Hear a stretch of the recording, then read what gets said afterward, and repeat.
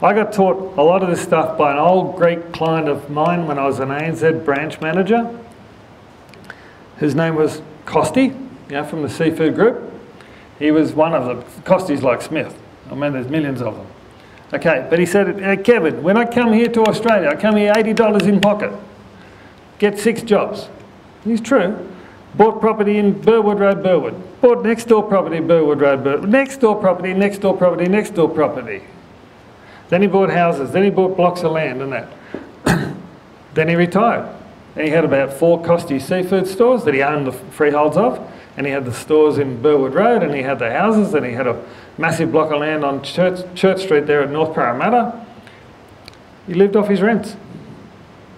And I was his bank manager. I know how much rent he was living off. It was pretty good. Rent is what makes most people who are very successful able to have a lifestyle that we only dream of. Another client of mine, a very successful car dealer in Sydney, is an institution. Everybody knows his name, so I won't use his name. He sold his Ford dealership back to Ford about 8 or 9 years ago and retired at the age of 53. He kept the freehold on that particular site. Everybody knows the site. You know why he kept the freehold? Because Ford paid him $800,000 a year rent for it. So he was able to say to his wife, Beverly, I think I'll take you shopping today in Paris or New York. He could do that every day of the week. Remembering they paid him $10 million for the business, which paid out all of his debts on all of his properties. So he retired at the age of 53.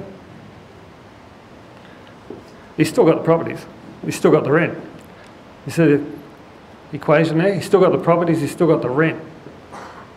So if you buy for capital growth and you take advantage of all the negative gearing and you believe all that crap that it's going to get you there at the end, and then you sell the property, what are you left with?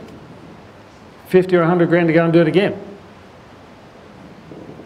But if you bought different properties and are able to be paid off by the tenants, I'll show you a different outcome.